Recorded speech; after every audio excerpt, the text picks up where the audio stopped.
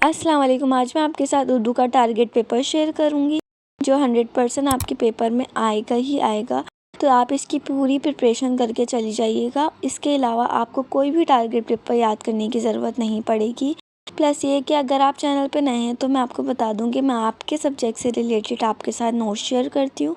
तो आप कोई भी फैकल्टी से ताल्लुक़ रखते हो या आपको किसी भी सब्जेक्ट के नोट्स चाहिए तो आप वो कमेंट्स में लिख सकते हैं।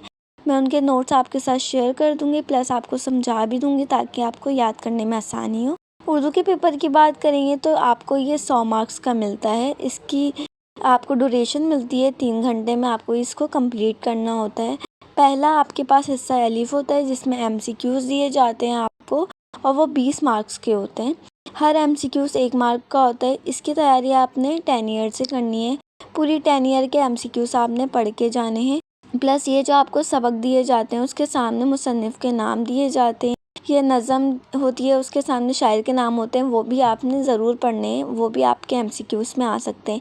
तो MCQs की तैयारी आपने 10 ईयर से करके जानी है। या पास पेपर्स अगर आपके पास रखे हों तो आपने पास पेपर से पढ़ लेना है MCQs को, वो आपके आसानी से हो जाएंगे। हिस्सा अलीफ करने के बाद आपको हिस्सा बे करना होगा जो 40 नंबर का होता है, और हर सवाल के 10-10 नंबर आपको दिए जाते हैं। आपको 4 सवालात इसमें करने होते हैं। पहले आपको 5 अशार दिए जाते हैं जिसमें से आपको 2 की तशरीह करनी होती है शायर के मुख्तसर तारुफ़ के साथ। तारुफ़ आपने 2-3 लाइन का लिखना होता है, तशरीह आपने 5 से 6 लाइनों की लिखनी होती है। तो आप कौन कौन से शायर याद करेंगे? सबसे पहले आप मीर तकी मीर याद करेंगे, उनकी पहली दूसरी दोनों गज़लें आपने याद करनी है। मीर दर्द याद करेंगे, उनकी भी पहली और दूसरी दोनों गज़लें याद करनी है। और फिर मिर्ज़ा गालिब याद करेंगे। आप कैसे पहचानेंगे कौन से शायर की गज़ल का शेर है? तो अगर आप मीर तकी मीर की गज़ल देखें तो गज़ल नंबर पहले की आखिरी अल्फाज आपको दिखेंगे नहीं आता, और गज़ल नंबर 2 के आखिरी अल्फाज आपको दिखेंगे क्या। तो आप पहचान जाएंगे कि ये मीर तकी मीर की गज़ल है। ऐसी मीर दर्द की में गया है आता है, और दूसरी गज़ल के शेर के आखिर में आता है ना देखा। ऐसी मिर्ज़ा गालिब की गज़ल के आखिर में आता है गया क्या, और क्वेश्चन मार्क आएगा, और दूसरी गज़ल में आएगा नहीं हूँ मैं। तो ऐसे आप पहचान जाएंगे कि कौन से अशार हैं और कौन से शायर के अशार हैं। इससे आप आसानी के साथ इसे लिख सकते हैं। उसके बाद आपको इक़्तिबास दिए जाएंगे। आपको 3 इक़्तिबास दिए जाएंगे जिनमें से आपने एक करना है। आपको ये दोनों ये याद करने पड़ेंगे, सीरत मोहम्मदी की जामियत और आलमगीर का इंसाफ। ये आपने 1.5 पेज के लिखने हैं, और आपको मुसन्निफ़ का नाम भी लिखना होता है, उसमें सबक का नाम भी लिखना होता है। लेकिन तारुफ़ आपने नहीं लिखना, सिर्फ आपने नाम ही लिखना है। ये दोनों मोस्ट इम्पॉर्टेंट हैं। ये दोनों आपने लिखने हैं, 1.5 पेज या 2 पेज के आपने लिखने हैं। इन दोनों में से कोई एक आएगा तो आप दोनों की प्रिपरेशन करेंगे, उनमें से कोई एक आपके पास इक़्तिबास आएगा जिसके आप तशरीह लिखेंगे।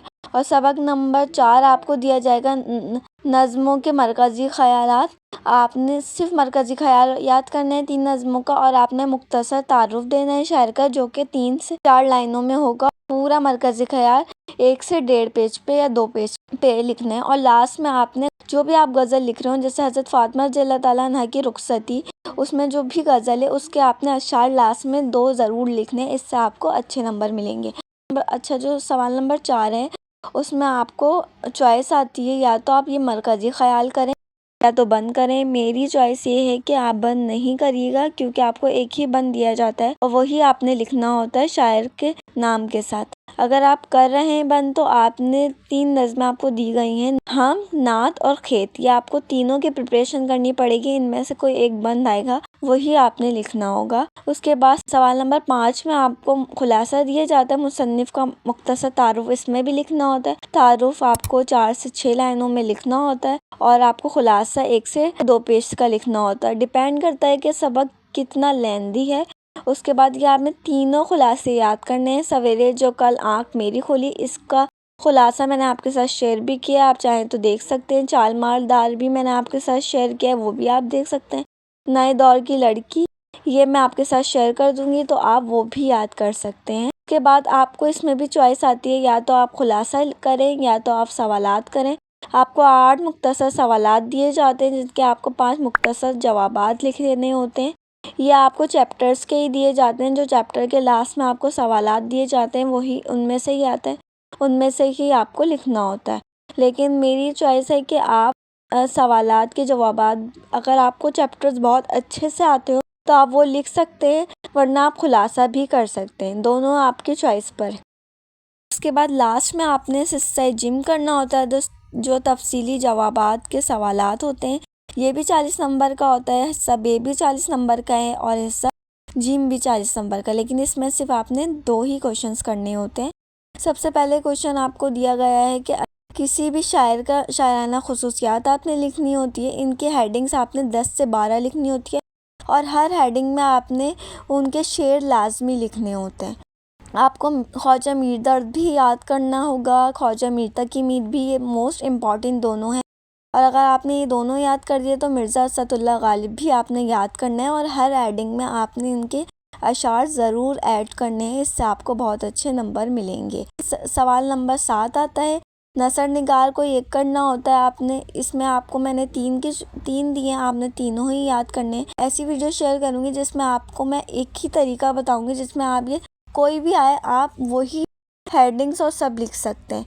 तो इसमें भी आपने ज़रूर इसकी जो है कोटेशन लिखनी होती है, यानी आपने जो भी मुसन्निफ़ के बारे में लिख रहे हैं उसमें जो भी मुसन्निफ़ दूसरे मुसन्निफ़ ने उस मुसन्निफ़ के बारे में क्या कहा है वो भी आपने लिखना होता है। जैसे सैयद सलमान नदवी का आप लिख रहे हैं तो उस हेडिंग के नीचे आपने दूसरे मुसन्निफ़ ने उनके बारे में क्या कहा है वो भी लिखना होता है।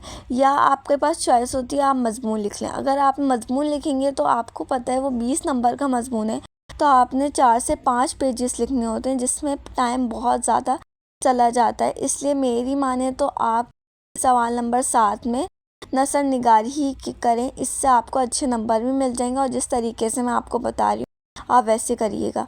यह आपका पूरा टारगेट पेपर है जिसको आपने पूरा याद करना है, बिल्कुल भी चॉइस पे नहीं छोड़ना। ये चॉइस मैंने आपको इसलिए बताई है कि पेपर में आपको चॉइस आएगी, लेकिन आपने ये टारगेट पेपर पूरा याद करना है। अगर आप चैनल पे नए हैं तो चैनल को ज़रूर सब्सक्राइब कर लीजिएगा और जो भी आपको सब्जेक्ट के नोट्स चाहिए वो भी आप कमेंट्स पे लिख सकते हैं। अगर आप कोई भी फैकल्टी से ताल्लुक़ रखते हैं तो जो भी फैकल्टी का नाम है वो भी आप कमेंट में कर दीजिएगा और जो भी सब्जेक्ट के नोट्स चाहिए वो भी बता दीजिएगा। अपनी दुआ में मुझे याद रखिएगा। अपना बहुत ज़्यादा ख्याल रखिएगा। अल्लाह हाफ़िज़।